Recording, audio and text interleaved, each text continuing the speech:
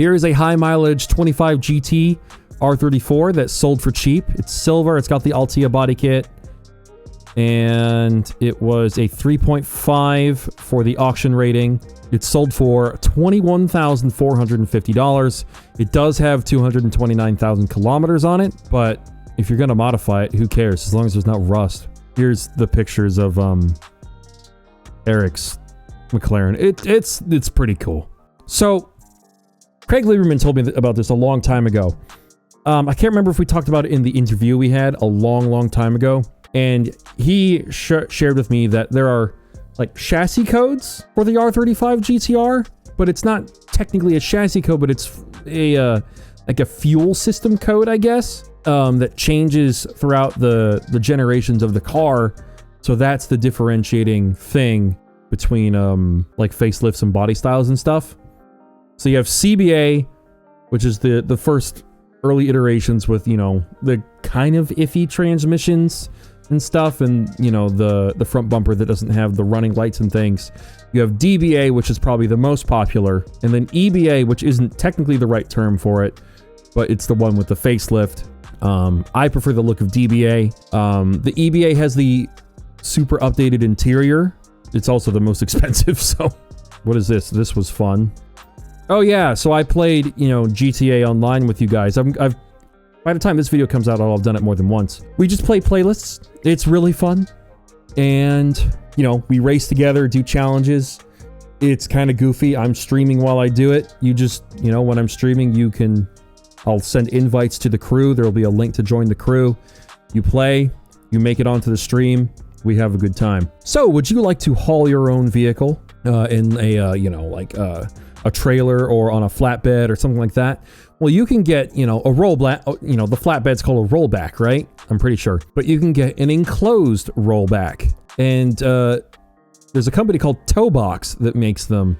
Boy, howdy, are they expensive, but they're so cool. Sale pending, sale pending, sale pending. So here's just a regular rollback for $222,000. You can buy that on eBay. Like, so here is an example of something they can do. It doesn't have to be like see-through like how it is in this picture, but like you get the idea. So underneath it's just a flatbed Kenworth, but they've modified it so that it's enclosed, which is cool. You just put one car in there and it's set up for your convenience so that, you know, if your car's low, you know, the thing can come out and be on the ground to be at a good angle so that even, you know, like a race car can get in there, no problem, no scraping. And it, you know, it looks cool. I think they're ridiculously expensive though. Like hundreds upon hundreds of thousands of dollars. See, there you go. See? The flatbed portion just comes out. Drive the car on. Zip, zip, and you put it back in. It's super cool. You know, for whenever you're not going to California, you can use a semi-truck and haul your cars with that, and you don't have to worry about their dumb clean truck program. And for when you're going to California and they're being, you know, holes, you can use that, which would be compliant. Also, I did mention that I'm probably going to do a voodoo swap on the M3. I spoke to National Speed about it. They've done swaps before. They're selective about it. You know, they don't do big projects all the time, understandably. They're in North Carolina, and they're very familiar with Coyote swaps. They're a great team. They make high-quality stuff. And, you know, when the time comes, when we finally do that voodoo swap with those 841 headers, we might stick with National Speed here and build something cool. Might even have them build a Mustang. So, cool stuff there. I also learned, so these guys, in case you aren't aware, these people are Just Driven. They build the best screen-accurate Fast and Furious replica cars I've ever seen. Their 2 Fast and Furious R34 GTR is fantastic. And apparently, they do customer cars. So, ordinarily, people come to them and they go, I'd like you guys to build me a Fast and the Furious, you know, car with levels of accuracy. And that's what they do. And apparently, to the extent that they will do quarter panel conversions for you on GTT R34s. I finally found a second shop in the country that does quarter panel conversions in the US. It used to be just Monster Performance. Now there's one on each coast. There's Monster Performance in Tampa, and now there is Just Driven on the West Coast in California. Finally. That took a long time to find. So, quite honestly, if I go the GTT route, I might get on my hands and knees and beg them for help with that. I'm not going to ask for anything for free, but, you know, just their level of work, that service. Let's also check this. Did I ever get a response from this? Not yet. I am not a robot. Traffic lights. Traffic lights. So, that's super duper cool. Meh, I don't really want to talk about that. Okay, so couple new details on Forza Horizon 6. I guess the engine audio has been overhauled. Hopefully the E46 M3 actually sounds like an E46 M3. The old progression system returns with wristbands, I guess. I didn't even realize that wasn't in Forza Horizon 5. And now there is a new R-Class. Also, the new Toyota GR GT is the cover car for the game, so that's cool. What is this?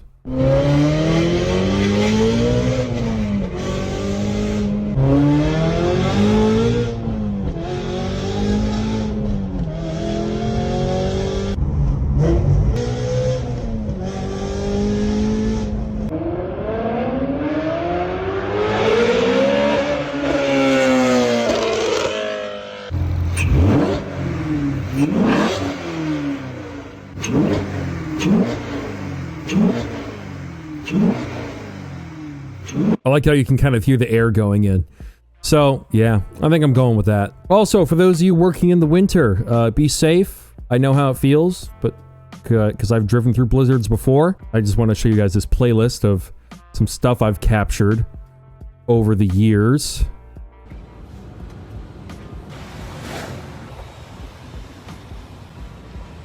So this was back when I was over the road as a semi-truck driver throughout the Midwest.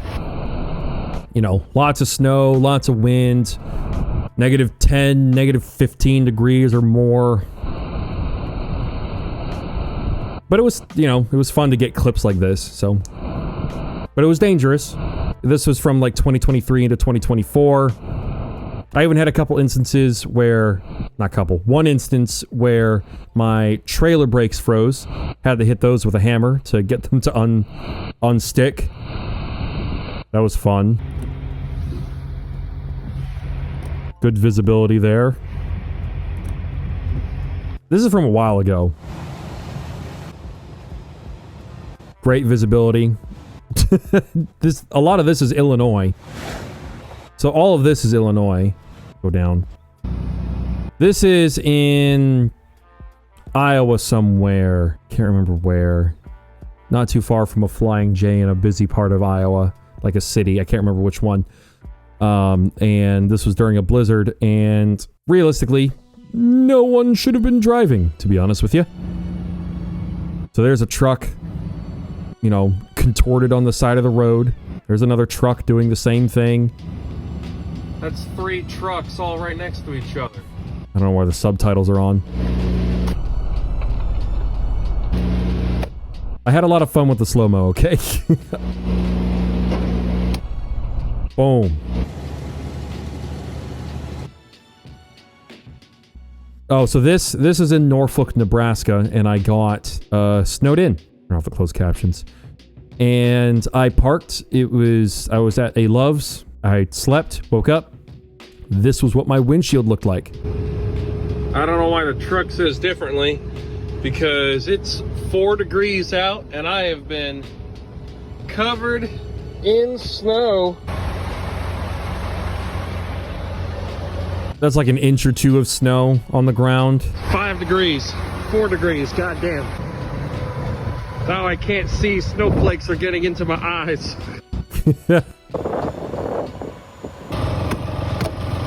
Getting ice off the truck. Ice and snow. I hurt my hand doing this. I should have used a hammer.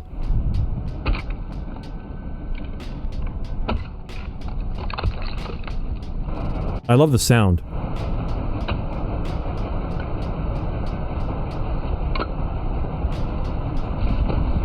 I wasn't really in a hurry to get going because I didn't have a load. I ended up sitting there for like 17 hours at least. That's cool. I at the very least wanted to get most of the ice off the truck so it wouldn't break off and hit a car nearby as I'm going down the highway. As far as the snow goes, snow and ice goes on top of the trailer, I can't do anything about that. Also, just OSHA says I can't climb up there, and I also just can't climb up on the trailer to get the ice and snow off the trailer anyways, because OSHA says in order to do that, I have to have like a harness or something because it's above a certain height threshold. It's just not a reasonable expectation. So realistically, for those of you in regular cars, you just should not, when it's snowed heavily, be following a semi-truck closely, because there could be ice and snow on top of that truck, and it could come loose, fall on you, and then just go straight through your windshield and kill you. And there's nothing that we can do about that. Trying to open the hood.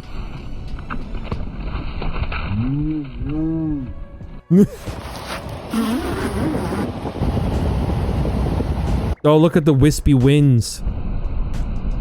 That's so cool. That's pretty cinematic. Just great visibility. Man. Never again. Not worth it. I demanded like bonuses and a whole bunch of nonsense from my company after making me go through that.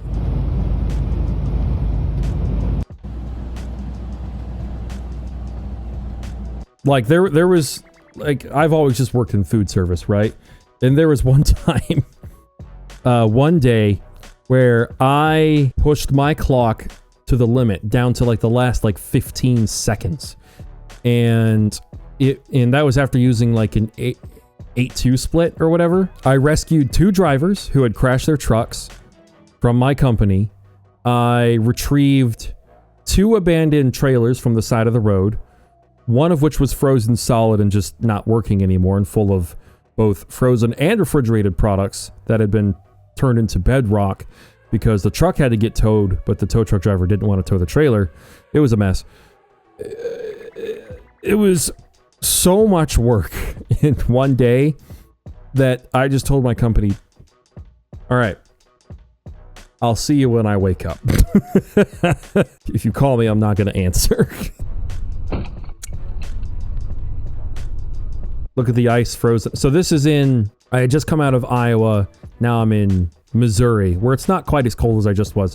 Iowa was always the coldest. Illinois had some cold spells. Missouri was never really that bad.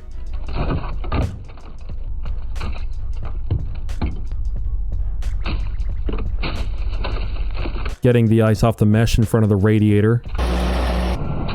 Oh, you'll like this ice. That's kind of cool.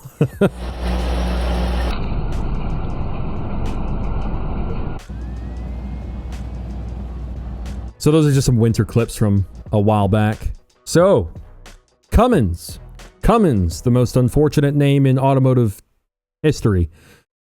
They're making a hydrogen internal combustion engine, which I am all for. Cummins has unveiled a 6.7 liter hydrogen internal combustion engine, H2-ICE, under Project Brunel, proving that internal combustion still has a place in a low-carbon future.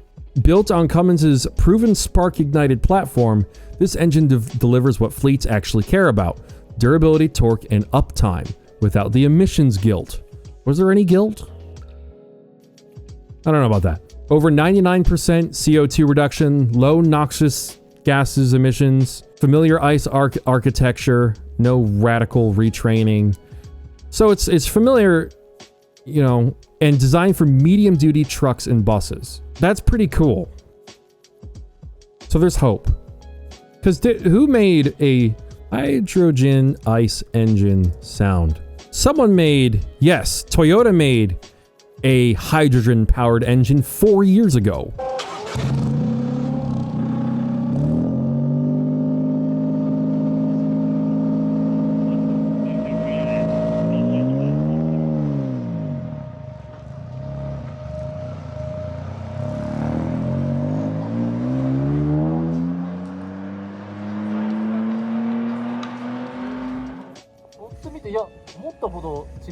It's, it just sounds like an engine. Is Toyota still developing hydrogen cars? Hydrogen internal combustion cars? Yes. According to Google AI, yes. Super Tycoon Series final race. Okay, so this is a heist car. Okay. Toyota's hydrogen dream is falling apart. So the main issue is hydrogen infrastructure. First, need to make a car that runs on water, baby. Yeah, I get it. I get it. It'll take a lot to make that happen.